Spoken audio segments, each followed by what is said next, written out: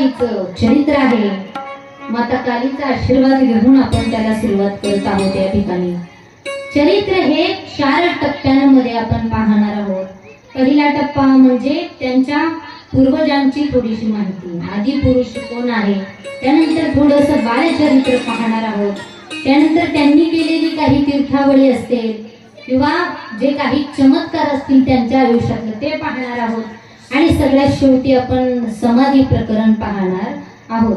या ठिकाणी मुक्ताबाईंचे जर आपण पूर्वज पाहिले तर सगळ्यात आधी हरिहर पंथ म्हणून त्या ठिकाणी पहिले मुक्ताबाईचे वंशज या ठिकाणी सांगितले आहेत. हरिहर पंथ जावळे, त्यांचं आडनाव आपण म्हणतो कुलकर्णी आहे, पण आधी कुलकर्णी हे त्यांचं काम आलं. बाबा ब्राह्मण होते, ती एक पदवी आली, परंतु त्यांचं आडनाव काय आहे? जावळे. त्यानंतर त्यांची त्या हरिहर पंथांना 3 मुले होते. 3 मुलांमध्ये रामचंद्र पंथ, दुसरा केशव पंथ आणि तिसरी मुलगी मोहनाबाई. आता हे जे रामचंद्र पंथ आहेत, ह्या रामचंद्र पंथांना एक मुलगा होता. त्या मुलाचं नाव होतं गोपाळ, गोपाळ पंथ. या गोपाळ पंथांना जो मुलगा होता त्याचं नाव त्र्यंबक पंथ. इथून पुढे खरी मुक्ताबाईची आता सुरुवात होतीये पूर्वजांची. आता हे जे त्र्यंबक पंथ आहेत हे भगवंताचे खूप मोठे उपासक आहेत, परम भक्त आहेत. आणि या त्र्यंबक पंथांना 2 मुलं आहेत. एकाचं नाव आहे गोविंद आणि दुसऱ्याचं नाव आहे हरिहर. हे त्र्यंबक पंथ एवढे देवाचे परम भक्त दिवस रात्र देवाचं नामस्मरण करायचे. आणि नामस्मरण करत असताना त्यांच्या आयुष्यामध्ये असा एक प्रसंग आला ज्याच्यामुळे अंतःकरण खूप दुःखी झालं.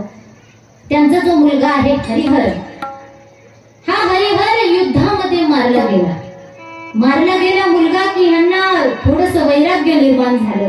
माझा मुलगा गेला. देवाचं दिवस रात्र नामस्मरण करत बसायचे. देवा बास झाला, आता मुलाचं मरण या डोळ्यांनी पाहिलं. बस देवा, आता मला इथून पुढे काहीही पाहण्याची इच्छा नाही. आणि या त्र्यंबक पंथांनी त्या देवाचं नामस्मरण करत करत एकदा त्या ठिकाणी गोरक्षनाथ येतात. गोरक्षनाथांना यांचा सगळा इतिहास माहिती असतो. गोरक्षनाथ त्या ठिकाणी आल्यानंतर पाहतात हे भगवंताचे भक्त त्र्यंबक पंथ. आणि आता वैराग्य भावना झालीये, आयुष्यामध्ये सगळं झालंय. स्वतः गोरक्षनाथ येऊन त्र्यंबक पंथांना समाधी देतात. आज सुद्धा आपण जर आपेगावी गेलो तर आपेगाव मध्ये या त्र्यंबक पंथांची समाधी आहे. जयाची समाधी आपेगावी, भक्त त्र्यंबक पंथ मूळ पुरुषाधी असं म्हटलं जातं की त्यांची समाधी कुठे आहे? आपेगावला आहे. आता राहिलं कोण? तर हा गोविंद पंथ राहिलेले आहे. गोविंद पंथांच्या पत्नीचं नाव या ठिकाणी मीराबाई आहे. गोविंद पंथ सुद्धा भगवंताचे निस्सीम भक्त. ते सुद्धा काम करत असताना आपला भाऊ गेला, सगळं काम वगैरे सोडतात, घरी निघून येतात. बरेच वर्ष झालं मुलबाळ नसतं. त्यांची पत्नी जी आहे मीराबाई, ती सुद्धा खूप दुःखी आहे. अरे भगवंता, माझा नवरा आयुष्यभर तुझी भक्ती करतोय, माझ्या सासऱ्याने सुद्धा केली, याचं फळ काय दिलंस? माझा धीर होता कुलता एक, तो सुद्धा गेला. आणि आम्हाला काय नवरा बायकोला या ठिकाणी मुलबाळ नाही. आमचा वंश वाढणार कसा? आता पूर्वीच्या महिला यांना पहिलं मातृसुख पाहिजे असायचं, बरोबर का? जर मूल नसेल तर महिला तिला आयुष्यामध्ये काहीच दिसायचं नाही. मला पहिलं मूल पाहिजे.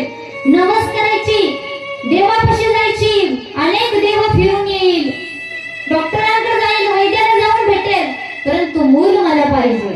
बरोबर ना? आताच्या स्त्रियांना मुलं नको आहेत. आताच्या मुली लग्नाच्या आधी करार करतात, 10 वर्ष मला मूल नकोय, 15 वर्ष मला मूल नकोय. बरोबर आहे का नाही? ते प्रेमच मातेचं आता सगळं विरळ होऊन गेलंय, काहीच राहिलं नाही आता. आणि त्यामुळे जगामध्ये असं काही ना काही महामारी येते, काही ना काही होतंय आणि एकदम माणसं, कारण जो सदाचार आहे तो सदाचारच राहिला. आणि ही मीराबाई पण देवाची एवढी भक्ती करायची, पूजा पाठ करायची. देवा फक्त या जोडीमध्ये, या मातेच्या जोडीमध्ये बाळ टाक. देवा मला मुलबाळ होऊ दे. हे जे गोविंद पंथ आहेत हे सुद्धा गायत्री मातेची उपासना करू लागले. 14 वर्ष निघून गेले तरी गायत्री मातेची उपासना चालू आहे, परंतु मुलबाळ काय होत. दोघेही खूप दुःखी झाले, संसारात काही रस राहिला नाही. अशा वेळेस त्या ठिकाणी गहिनीनाथ आले. गहिनीनाथ आल्यानंतर त्या ठिकाणी जे गोविंद पंथ आहेत ते गोदावरीच्या किनाऱ्यावर तपश्चर्येसाठी गेलेले होते. आणि घरी होत्या मीराबाई. या मीराबाईंना भेटले की बाबा या ठिकाणी माझे गुरुवर्य आलेले गोरक्षनाथांनी या ठिकाणी त्र्यंबक पंथांना समाधी दिलेली. या त्र्यंबक पंथांचीच तू सून का? हो, मी त्र्यंबक पंथांची सून आहे. मग तुझे पती कुठे गेले? त्या ठिकाणी गहिनीनाथांना त्या मीराबाईच्या चेहऱ्यावर एक दुःख दिसलं की का रे, का तू दुःखी आहेस? असं काय तुझ्यावर एवढं दुःखाचं सावट पडलंय? सांग एकदा. मीराबाई सांगू लागते, आज 14 वर्ष झालं माझा नवरा गायत्री मातेची उपासना करतोय. मी सुद्धा भक्ती भावाने भगवंताला भजते, पण आजपर्यंत मुलबाळ आमच्या पदरामध्ये देवाने टाकलं नाही. गहिनीनाथ म्हणतात, बाबा एवढीच का? एवढंच फक्त पाहिजे तुम्हाला?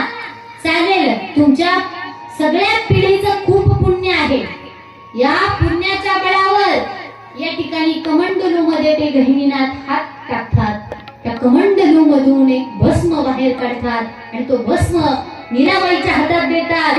हे घे, हा भस्म खा आणि हा भस्म खाऊन तुला पुत्र प्राप्ती होईल. असा पुत्र होईल तुला की तो पुत्र जावई म्हणून मिळावा, यासाठी लोक देवाकडे प्रार्थना करतील. आणि त्या ठिकाणी मीराबाई ते भस्म घेते आणि खाते. प्राशन केलंय त्यांनी भस्म. गहिनीनाथ निघून गेले. गहिनीनाथ गेल्यानंतर त्या ठिकाणी गोविंद पंथ येतात. गोविंद पंथांना आल्यानंतर सगळी हकीकत ती ऐकवते की गहिनीनाथ आलेले, त्यांनी मला भस्म दिला, प्रसाद दिला आणि मला पुत्राची प्राप्ती होईल असा वर देऊन ते गेलेले आहेत. आता काहीच दिवसात बघा, साधूच्या आशीर्वादामध्ये एवढी ताकद असते की काहीही अशक्य ते शक्य गोष्ट ते करू शकतात. फक्त त्यांचा आशीर्वाद, सद्भावाने त्यांची सेवा केली पाहिजे. सद्भावाने जे त्यांच्यासाठी काही करू, काही दान असेल, नामस्मरण, देवाचं सांगितलं नामस्मरण आपण आपल्या गुरूंच्या सांगण्यावरून जर करत असू, फक्त त्याच्यामध्ये भाव पाहिजे, भावाने करा. आणि या ठिकाणी गोविंद पंथ आणि त्या निरेच्या भावामुळे तो आशीर्वाद फळला साधूंचा आणि मीराबाई गर्भवती राहिल्या. काही दिवसातच मीराबाईला एक सुंदर पुत्र रत्न प्राप्त झाले आणि याच पुत्राचं नाव त्यांनी विठ्ठल पंत म्हणून ठेवलं.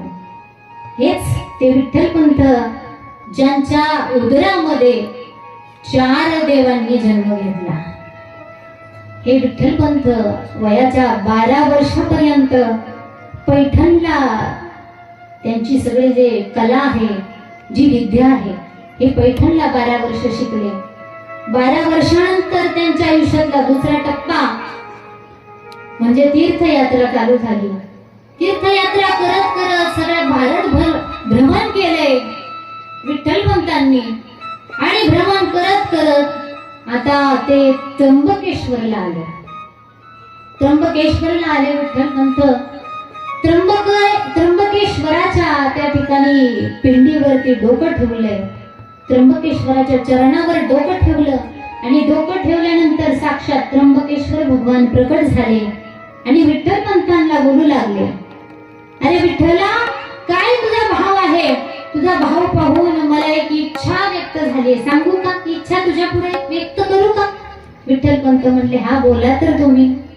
आणि त्या ठिकाणी स्वतः त्र्यंबकेश्वर भगवान म्हणतात की मला तुझ्या पोटी जन्म घ्यायची इच्छा झालेली आहे, मी तुझ्या पोटी जन्म घेणार. आणि हेच त्र्यंबकेश्वराचा अवतार कोण आहे? निवृत्तीनाथ महाराज सदाशिवाचा अवतार या ठिकाणी स्वामी निवृत्ती दातार.